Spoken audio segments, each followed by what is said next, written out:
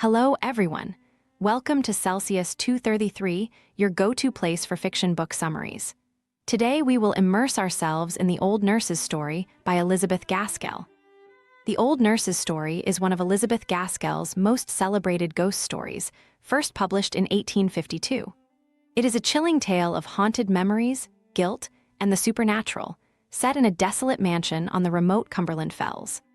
Narrated by a devoted nurse, the story revolves around the mysterious occurrences at Furnivall Manor, where a child's innocent curiosity unearths long-buried family secrets. Gaskell's masterful blend of Gothic elements with psychological depth creates a haunting atmosphere that lingers with readers long after the story ends. Plot summary. The wind howled through the desolate landscape of the Cumberland Fells as Hester and little Miss Rosamond made their way to Furnivall Manor, a grand but decaying house hidden in the wilds of the north. The two had come to live with the elderly Miss Furnivall after the sudden death of Rosamond's parents.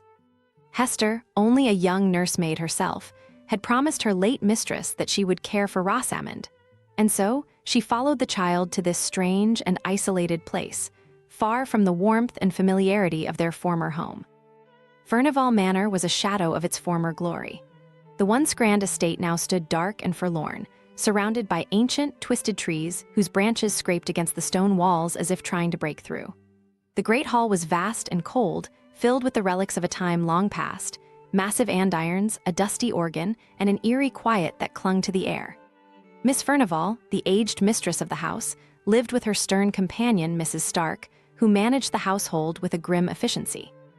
The two old women were distant and formal, their faces lined with years of sorrow and secrets, and they seemed to take little notice of Rosamond, except to occasionally smile at the child's beauty. Despite the bleakness of her new home, Rosamond's innocent joy brightened the manor's dark halls. She played and explored, delighting in the odd corners of the house, though Hester never let her wander far. The child's laughter echoed through the rooms, a stark contrast to the silence of the elderly ladies. But as autumn deepened into winter, strange things began to happen in Furnivall Manor, unsettling the tranquility that Hester tried to preserve for her young charge. It started with the music. Late in the evenings, as the wind shrieked outside and the fire burned low, Hester would hear the faint strains of organ music drifting through the house. No one played the old instrument in the great hall. It was broken, its keys long silent. Yet the music swelled through the air, eerie and haunting, filling the manor with a sense of unease. Hester, brave though she was, could not explain it, and when she asked Dorothy, the kindly old servant, about the sounds, she was met with fearful looks and hurried answers. One cold winter afternoon, when the snow fell thickly outside, Rosamond disappeared.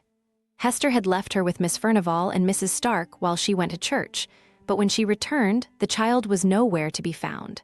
Frantic, Hester searched the house, calling out for Rosamond. No one had seen her, and the great halls seemed emptier and more menacing with every passing moment. Finally, outside in the snow, Hester spotted the tiny footprints of a child leading away from the house and toward the fells. Terrified, Hester followed the prints, her heart pounding in her chest. She feared the worst for her beloved Rosamond, who had ventured out into the bitter cold. As she ran through the snow, she encountered a shepherd carrying Rosamond in his arms, wrapped in his woolen cloak. The child was pale and lifeless, her small body frozen by the elements. The shepherd had found her under the holly trees on the hillside, where she had wandered, drawn by some unseen force.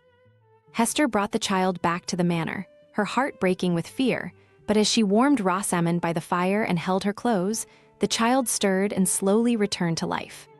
Rosamond, still weak, told Hester in a trembling voice that she had seen a little girl outside, a girl even smaller than herself, who had beckoned her to come out into the snow.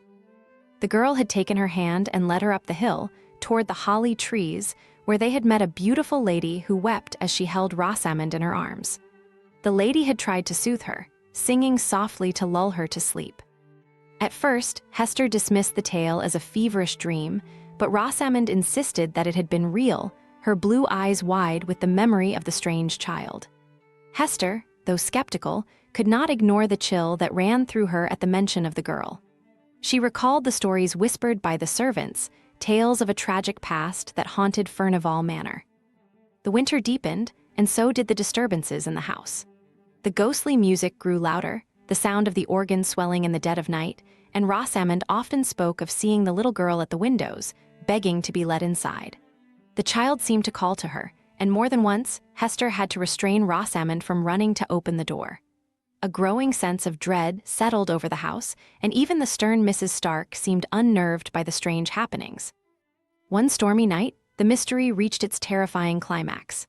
Hester, fearing for Rosamond's safety, took the child to the drawing room where Miss Furnivall and Mrs. Stark sat, hoping that being in their presence would keep her safe. But as the wind howled outside, a terrible cry echoed through the halls, followed by the sound of furious voices and the heavy tread of footsteps. The air grew thick with tension, and Miss Furnivall, usually so frail and withdrawn, stood and cried out in agony, as if reliving some terrible memory. Suddenly, the great doors of the hall flew open, and through the blinding snowstorm, Hester saw a terrifying vision.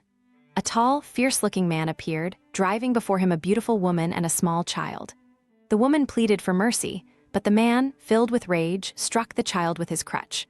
Rosamond, trembling in Hester's arms, recognized the figures. The woman was the lady from the holly trees, and the child her spectral companion. As the phantoms moved through the hall, Miss Furnivall cried out, begging for forgiveness, but it was too late. The sins of the past had returned, and the old woman collapsed, her frail body unable to bear the weight of her guilt.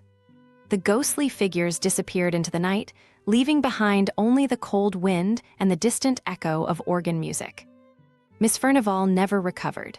She lingered for a short time, muttering in her delirium about a long-ago betrayal, about pride, jealousy, and a daughter cast out into the snow. In the end, she died with her face turned to the wall, her soul burdened by the knowledge that the past, once done, could never be undone. That's it for now, but don't stop here. Elizabeth Gaskell has more stories waiting for you.